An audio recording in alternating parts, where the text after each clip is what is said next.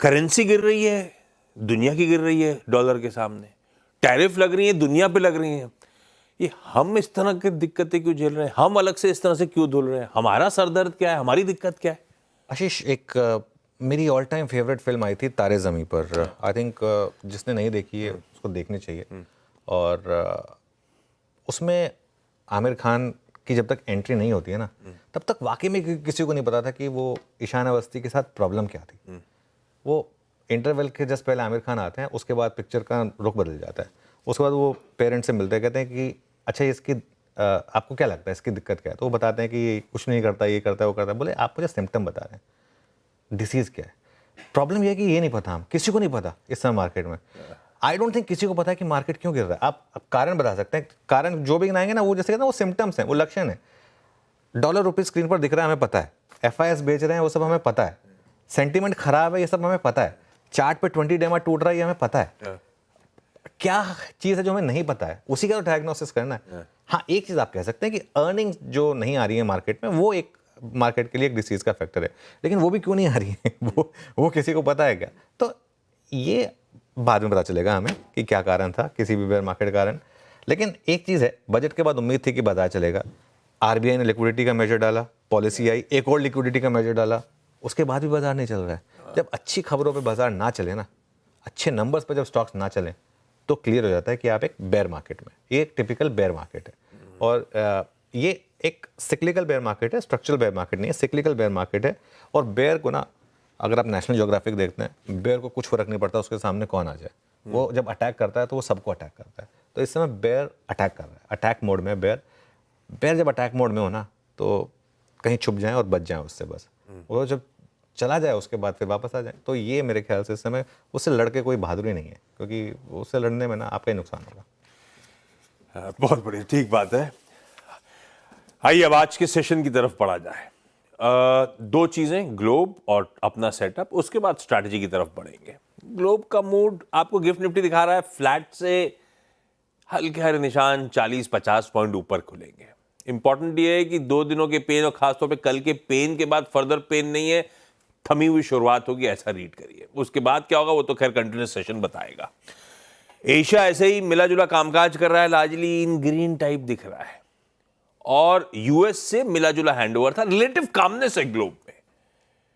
US में डाउ हरे में था, S&P फ्लैट था, नैस्डैक हल्के दबाव के साथ बंद हुआ। और आज सुबह के फ्यूचर्स इस समय जब हम बातचीत कर रहे हैं तो फ्लैट है, फ्लैट से इन ग्रीन ट्रेड कर रहे हैं।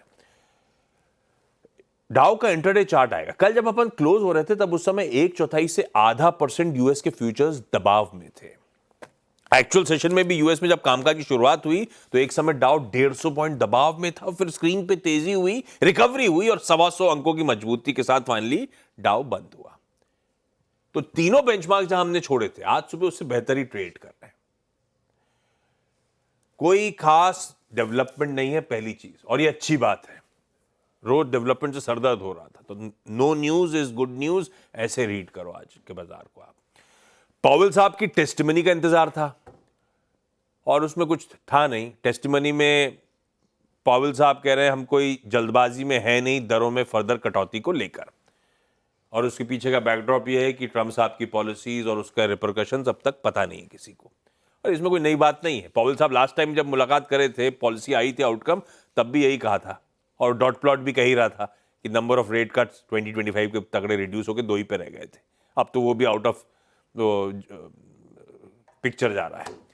दूसरी तरफ इंतजार है सबको यूएस के CPI का, रिटेल इन्फ्लेशन का नंबर, आज शाम को आएगा।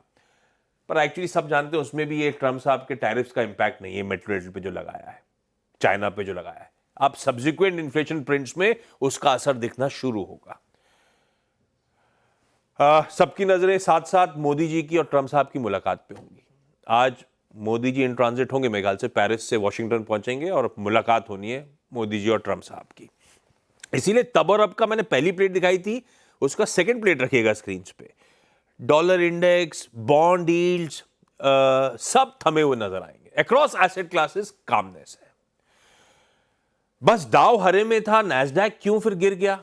नैस्डैक का रीजन एक है टेस्ला। कल वो स्टॉक 6% गिरा हुआ था, इसीलिए नैस्डैक पेन में था। टेस्ला हैवी वेट है नैस्डैक का।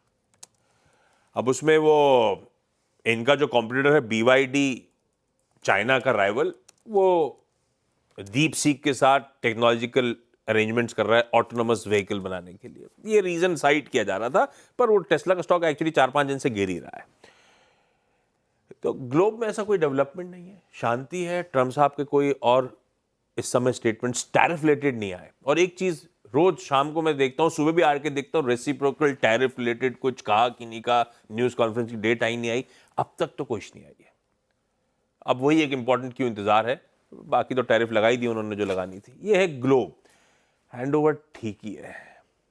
अब देखते हैं शांति के बाद किस तरह की उलझने आनी है, वो पता नहीं। लेकिन सेटअप कैसा लग रहा है? कल हुआ क्या? कल एकदम ही बहुत प्रेशर आ गया सेकंड हाफ में। सेटअप उसके बाद खड़ा कैसा है? बिल्कुल, देखिए सेटअप तो खराब है मार्केट का, क्योंकि FIS की सेलिंग बढ़ती जा रही है और कल वापस 4,500 करोड़ की सेलिंग, मतलब हम वापस $500 बिलियन पे पहुंच गए हैं। उसके सामने DIS ने पूरी कोशिश की, 4,000 करोड़ की उन्होंने बाइंग की। अब बार्स आएंगे आपकी स्क्रीन पर। आई थिंक हमने थोड़ा जल्दी सेलिब्रेट कर दिया था, वो जो FI की एक दिन की बाइंग आई थी 800 करोड़ की, उसके बाद 2 दिन के सेल नंबर भी थोड़े कम ही लगे थे। लेकिन अब देखिए आप वापस 3,500 करोड़, 2,400 करोड़ और 4,500 करोड़, 4,500 करोड़ का नंबर बढ़ा है। इसको अब आप इग्नोर नहीं कर सकते। पोजीशनिंग देखिए, पोजीशनिंग भी अब वापस उसी हिसाब से होती जा रही है। अगर आप लॉन्ग और शॉर्ट की पोजीशनिंग देखेंगे और चेंजेस आएंगे इसमें जो ज़्यादा ज़रूरी हैं। कल FIS ने 11,000 शॉर्ट जोड़े हैं सिस्टम में आशीष, तो वापस शॉर्टिंग बढ़ रही है। और 1,685 करोड़ की इंडेक्स फ्यूचर्स में और स्टॉक फ्यूचर्स में थोड़ी कम 786 करोड़ की सेलिंग हुई है। With in index futures Nifty में 400 करोड़ और बैंक निफ्टी में 1100 करोड़ की सेलिंग हुई है, और वो टेबल आएगी आपकी स्क्रीन पर। अब लगातार आप 3 दिन से निफ्टी और बैंक निफ्टी दोनों में सेलिंग देख रहे हैं। तो FIS ने वापस FIS ने शॉर्ट कवरिंग की। अच्छा, एक और चीज़ हुई थी, FIS ने जब शॉर्ट कवरिंग की थी तब मार्केट नहीं बढ़ा था, उसके बाद मार्केट थोड़ा बढ़ा, उसमें और थोड़ी शॉर्ट कवरिंग हुई। लेकिन जैसे ही मार्केट ने फर्स्ट साइन और रिवर्सल दी, FIS ने ताबड़तोड़ वापस शॉर्ट करना शुरू कर दिया। अब आप देखिए चेंजेस लॉन्ग और शॉर्ट के, 57 लॉन्ग और 11,000 शॉर्ट ऐड हुए, और वो अब तो खैर वो हॉकी स्टिक पूरी मुड़ चुकी है, अब तो वो रिवर्स में जा रही है। और ये चार्ट अपने आप में काफ़ी बेरिश लग रहा है अब। और टेबल फॉर्मेट में भी देखिए वापस हम 1,84,000 पर आ गए। जब हमने सीरीज़ की शुरुआत की थी तब हम अमूमन यहीं थे, 1,84,000 पर ही थे, 10% पे थे नेट लॉन्ग में, अब 14 पर हैं, लेकिन उससे कुछ बहुत ज़्यादा फर्क नहीं है। इंडिया विक्स कल 3% ऊपर था, हमारे कंफर्ट जोन से बाहर आने की तैयारी कर रहा है, 14.87 पर आ गया है। कल मैंने बोला था इससे ज़्यादा क्या ही गिरेगा पुट कॉल रेशियो, मार्केट ने बता दिया 0.69 पर आ गए हम वर्सेस 0.75, इससे ज़्यादा क्या ही गिरेगा होपफुली। लेकिन देखते हैं। बैन में एक स्टॉक है आशीष, मन्नापुरम, पहले से जो बना हुआ है, और कोई नया स्टॉक नहीं आया। आई थिंक आएगा भी कैसे, लोगों में हिम्मत नहीं है कुछ करने की इस समय। लेकिन जो भी है सेटअप नेगेटिव है मार्केट का।